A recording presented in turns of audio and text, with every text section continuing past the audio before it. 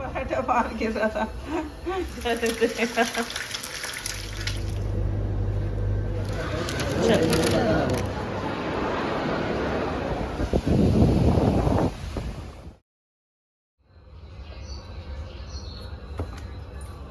आप थकती तो नहीं है? क्यों? मेरी वजह से बस देखें। औलाद अल्लाह ने चीज़ ही ऐसी बनाई है कि माँ बाप स्ट्राइव करना नहीं चाहिए और बात औलाद अच्छी बनाई।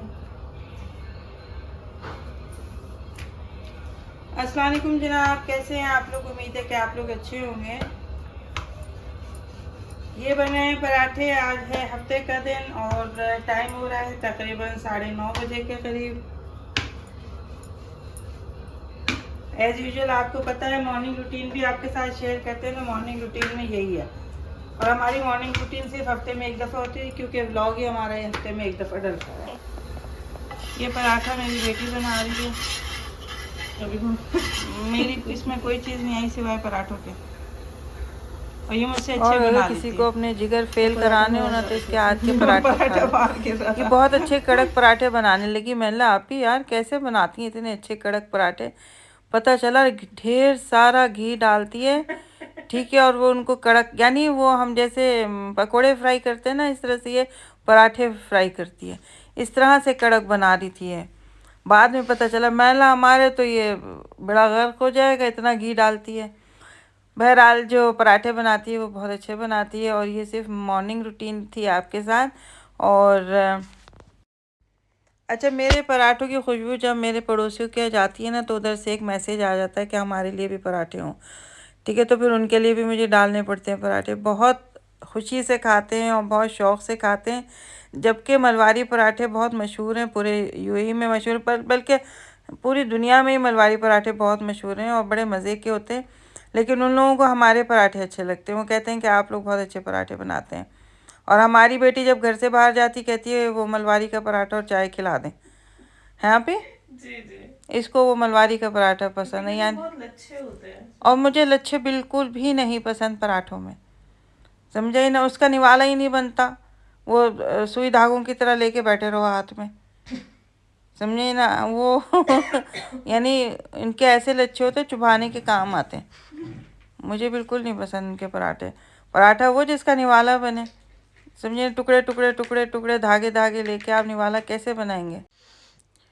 ये पराठे खाने के बाद हमारा मूड हुआ ये हुमायूं सईद और मायरा ख़ान की फ़िल्म देखनी थी हम लोगों को। हमने बोला इन बुड्ढों की फ़िल्म देखा है, पागलों की। यानी वो 50-60 साल का आदमी है वो हीरो बना हुआ है, वो 50 साल की बुढ़ी औरत वो हीरोइन बनी हुई है, ठीक है। वो छोड़े अभी कौन सा भी सायर लोधी का, सायर धोबी का, वो अपने आप को पता नहीं क्या समझता है, उसकी फ़िल्म आ रही है।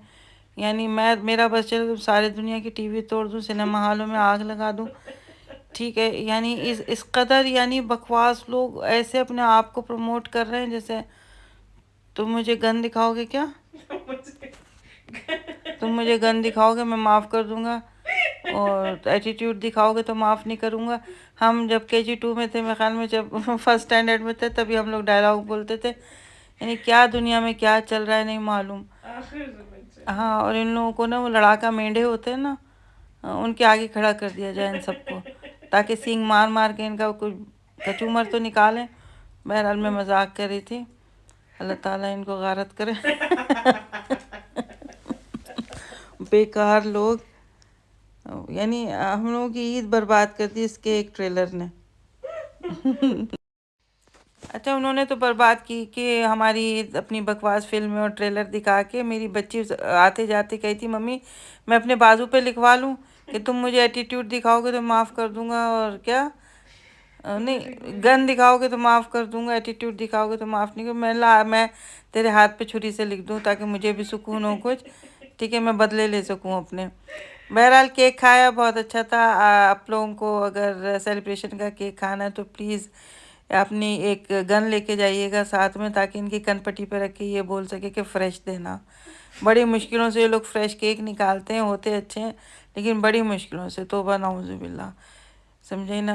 भरपूर जो है वो धमकियाँ दे कर इनसे केक निकलवाने पड़ते हैं सेलिब्रेशन वालों से। पता नहीं क्या है, ताज़े केक किस माँ के लिए रखते हैं उठा के, पता नहीं ठीक है, जो आता है उसको बासी केक पकड़ा देते हैं। खपाना। ये सेलिब्रेशन के बाद हम लोग सिटी सेंटर चले गए थे, वहाँ पे से मोहम्मद के कपड़े लेने थे और जूते वगैरह लेने थे। बहुत अच्छे कपड़े आए हुए थे, हर तरफ बहुत अच्छा था। हर दुकान में नई चीज़ें नज़र आ रही थी, हद तक कि नए कपड़े थे, नए यानी पुराने स्टाइल के रखे होते हैं ना, वो 50 दफ़ा जाओ तो वही रखे हुए होते हैं, वो चेंज हो चुका था। और किसी ने मुझसे पूछा था कि ये जो बैग है ये कौन से उसका आप मिलानो का, ये आपने कितने में लिया था? तो ये बैग मुझे मेरे भाई ने गिफ्ट किया था, छोटे भाई ने। इसकी कीमत मेरे ख्याल में 500 दिरहम है, वो भी हमने आपके बोलने पे पता किया कि ये कितने का है। और ये अलबेक से हम लोगों ने झींगे ख़रीदे थे। बस वो झींगे ऐसे होते हैं कि उसी वक्त खा लें और कोई टेस्ट नहीं होता अलबेक का। मुझे बिल्कुल पसंद नहीं है, लेकिन क्योंकि मुझे सी फूड खाने का दिल कर रहा था इसलिए जो है वो हम लोगों ने ये अलबेक ख़रीदा। अच्छा जी, हम लोगों का इरादा था गोल्ड सूक जाने का, क्योंकि मुझे एक चेन अपने लिए ख़रीदनी थी। चेन मेरी बहुत छोटी थी और टूट भी चुकी थी, तो इस वजह से मैंने बोला इंशाल्लाह थोड़ा सा गोल्ड नीचे आए तो फिर हम जाएं, लेकिन गोल्ड नामुमकिन है। ठीक है, वो कि वो नीचे आए। वो पहले ये 100 पे चला गया तो हम लोग अपने कानों को हाथ लगाते थे कि अल्लाह 100 पे चला गया गोल्ड। ठीक है, और फिर चला गया वो 200 पे, तो हम बोलते थे अब इससे ज़्यादा नहीं जाएगा। फिर वो 300 पे चला गया, हमने बोला ऐसा हो ही नहीं सकता कि 300 पे रहे, लाजिम नीचे आएगा। अब वो 400 पे है और अभी हम सोच रहे हैं कि अल्लाह ये मेरे ख्याल में तो 3 4 5 महीने में ये 500 को टच करेगा, है आप ही?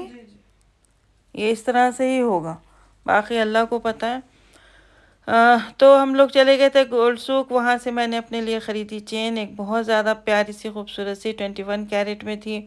22 कैरेट में जो है वो इतना अच्छा डिज़ाइन नहीं मिल रहा था, तो हम लोगों ने जो है वो 21 में ही ली। बहुत प्यारी, बहुत खूबसूरत, बहुत लंबी चेन थी। आप लोगों के साथ आगे मैं शेयर करूँगी। एक नई दुकान है सुक़ुल मरकज़ी में, अगर आप लोग बोलेंगे तो मैं आप लोगों को बता दूँगी। अच्छे डिज़ाइन है, नई दुकान है और वो इतने ज़्यादा वो उसकी मेकिंग चार्जेस भी नहीं लेते। आप जो पुरानी दुकान है आप चले जाएं, 8%, 10%, 15%, 20% वो मेकिंग चार्जेस लेते हैं, जो हमें समझ नहीं आता कि ये लोग ले रहे हैं।